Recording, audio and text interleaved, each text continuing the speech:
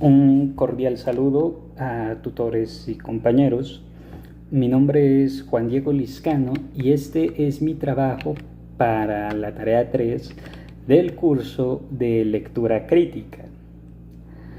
En esta ocasión, pues haciendo un análisis crítico sobre el texto expositivo La despenalización del aborto en Colombia, un aporte para concientizar a una sociedad justa y objetiva frente a este problema, de María Elvira Arboleda Castro. Y junto, aparte de ese análisis, pues también contribuir un poco al debate sobre este tan delicado tema. Castro, en ese trabajo, hace principalmente una reseña histórica de cómo fue que en Colombia se logró el derecho al aborto. Esto se empieza en los años 70, cuando se realizan las primeras campañas para la despenalización del aborto. Y aquí radica el principal argumento que se da a lo largo del texto. Del mismo modo que ocurre con el tema de otros, ¿cómo decirlo?, de otras leyes que producen, que penalizan ciertas acciones, ciertas sustancias, ciertos productos. La ley contra el aborto en Colombia hacía más mal que bien. Las mujeres eran sentenciadas a unos cuantos años a prisión si se las encontraba culpables de realizar un aborto voluntariamente, y en caso de aborto involuntario, aborto realizado no con el consentimiento de la mujer, había condenas hasta mayores. Esto llevaba inevitablemente a que ningún profesional de la salud estuviera en disposición de practicar abortos si una mujer lo requería en diversas circunstancias, como ser una menor de edad, con un embarazo no deseado o en el horrible caso de una violación. Esto llevaba a que los abortos que se practicasen fuesen clandestinos, principalmente realizados por personas sin ningún conocimiento médico. Y esa práctica de abortos clandestinos consecuentemente llevaba a varios casos de mujeres que morían durante la práctica.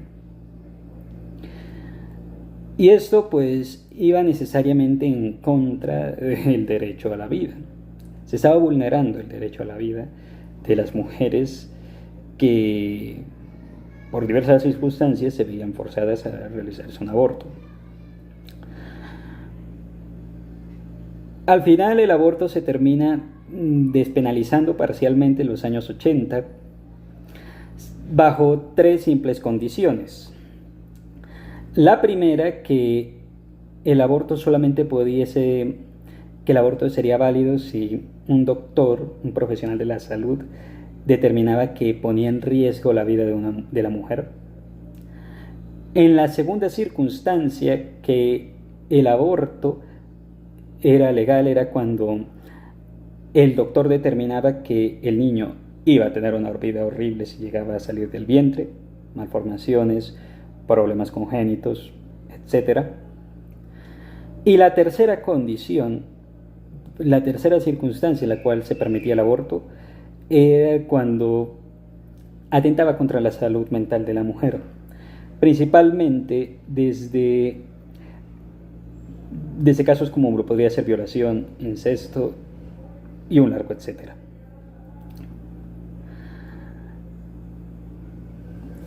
Los principales contraargumentos hacia el aborto se pueden resumir en algo que la misma Castro señala. ¿Qué pasa con los fetos? Al inicio, eso lo dice al inicio de su resumen.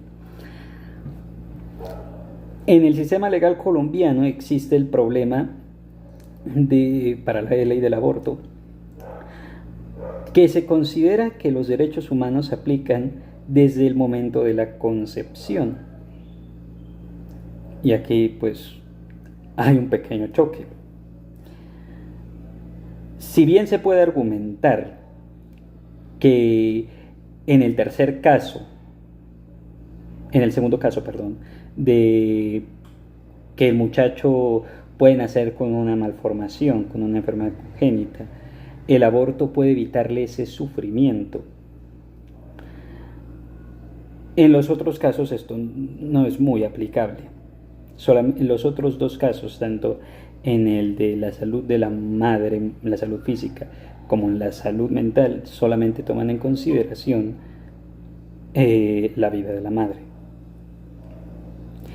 Así que aquí se presenta un serio problema legal para el aborto despenalizado en Colombia. Castro también señala que el hecho de que el aborto no sea legal fuera de estas tres circunstancias lo hace parcialmente ilegal.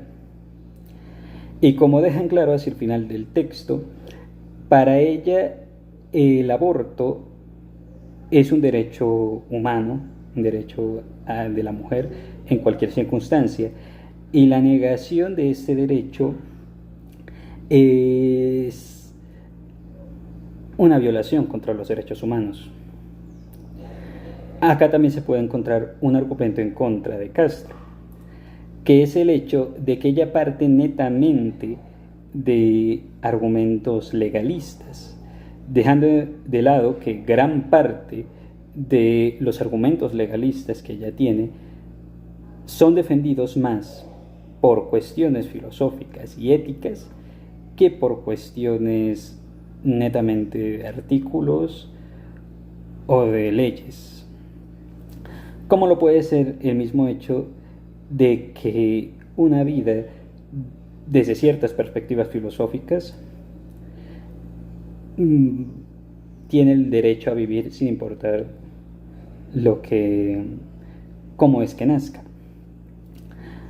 Así que el debate debe salirse más del ambiente legalista y entrar en un ambiente más abstracto para tener mayor peso.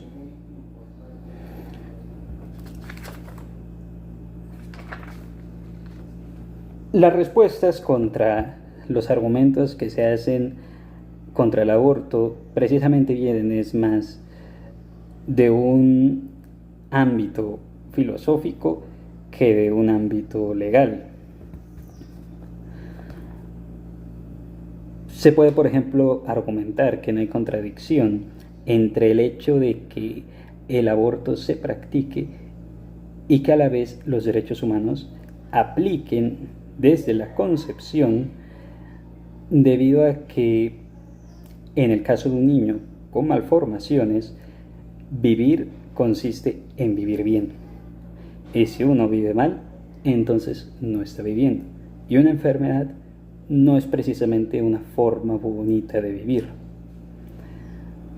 Y en otro aspecto, como lo podrían ser otras condiciones bajo las cuales se puede defender el aborto, es que la salud mental de la madre va ligada también con la salud del hijo.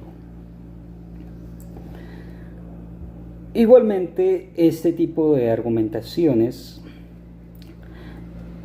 casi siempre son realizadas por gente ajena al tema del aborto, en el sentido de gente que nunca ha tenido que pasar por esas condiciones. Y es aquí cuando algunos argumentan que quienes tienen el último voto sobre el tema de si el aborto debe ser penalizado o no en Colombia son aquellos que tienen que pasar por esa decisión. A la hora de analizar un texto de forma crítica, se puede considerar que lo más importante es señalar no tanto lo que ya aparece en el texto, sino las omisiones sobre el tema que puede estar realizando el autor del texto en cuestión. En lo que es un debate como este, ningún artículo debe dejar de lado cuestiones filosóficas, éticas o incluso religiosas, independientemente de cuáles sean el origen de estas opiniones. Todas esas opiniones hacen parte del debate. Y cuando un texto las termina omitiendo, es necesario señalarlo.